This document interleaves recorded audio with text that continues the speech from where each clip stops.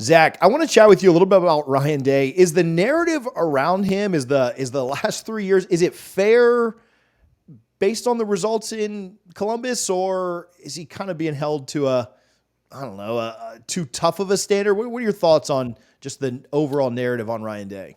I mean, it's definitely a little unrealistic expectations, right? Like Ryan Day has been to a national championship, obviously lost to Bama. They were loaded. Devontae Smith had a field day.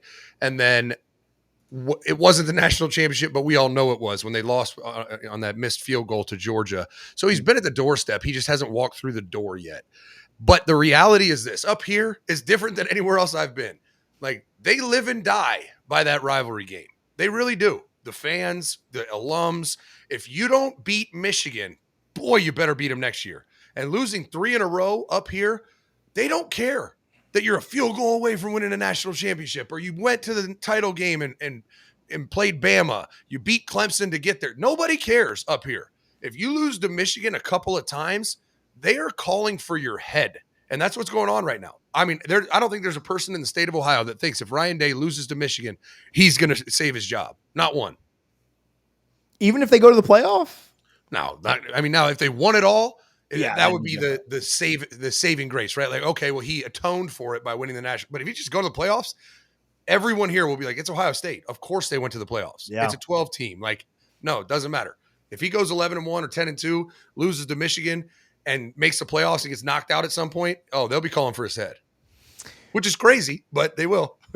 Yeah, the game at Oregon we talked about in another video is probably what worries you the most early in the year. New look Big Ten, you've got them really early.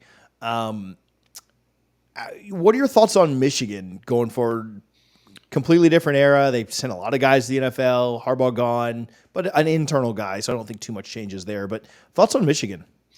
I think they're going to have a return to reality. Them and Washington, I think, are going to come back to where they were before they had a magical season. And I think Harbaugh built a monster. I mean, having those super seniors, those COVID players was definitely a part of it. Losing 44 guys in one class I don't care who you are, that's tough. They replaced all 5 offensive linemen, and they have a quarterback that nobody knows if he can throw, including their staff that just went through spring ball with him and Alex Orji. So a lot of concerns, but at the same time, Michigan fans will remind you, they've never had a quarterback that threw. Even though J.J. McCarthy could, he never did. Yeah. They never asked him to. He never had to. So my only worry for them is losing all 5 offensive linemen. They really rode that offensive line, the Joe Moore award-winning offensive line, and that's how they got it done, right? That's how they won.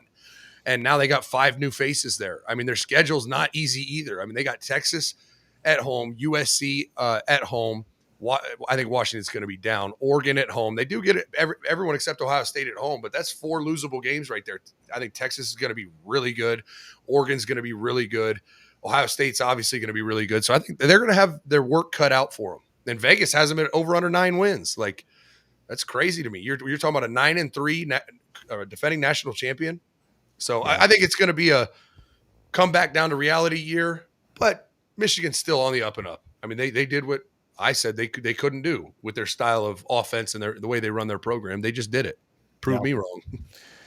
Do you think Oregon, I know that game is going to be so hyped early in the year, Oregon, Ohio State, and Eugene.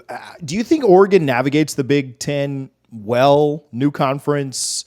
Are they, everybody likes to say built different, but are they built for the Big Ten, or do you not think they can handle the trenches as well? I think it'll be an adjustment to an extent, but I think they got the right guy at the helm. I mean, this is not some West Coast guy that's been a Pac-12 guy. Like Dan Lanning is an SEC tough guy. You know what I mean? Like he went out there and don't forget now, and I know y'all hate him, but Mario Cristobal is a tough O-line coach, and he was there and he got some toughness in the program, and I think Dan Lanning took it to another level. So I think the only team that's going to transition well to the Big Ten is Oregon, because he's kind of been building it like he's trying to build a little SEC team out west. That's what he's been trying to do.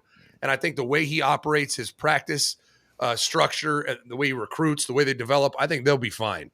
Now, I think that first time they go against Ohio State or Michigan, they're going to be like, oh, shit, this is a little different. But buckle up. They'll get it done. I mean, they'll figure it out. Yeah. USC, I would assume, would be the team out on the West Coast that you don't maybe think adjust as well. How do you think they do out there?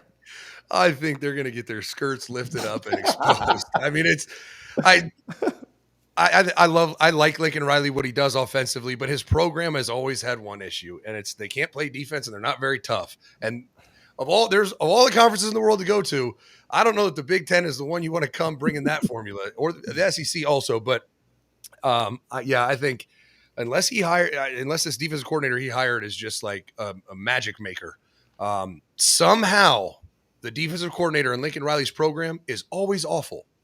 And no one ever's like, I think he's the problem. No, it's Alex Grinch. He's awful now, even though everyone in the world wanted to hire Alex Grinch before he went to Oklahoma.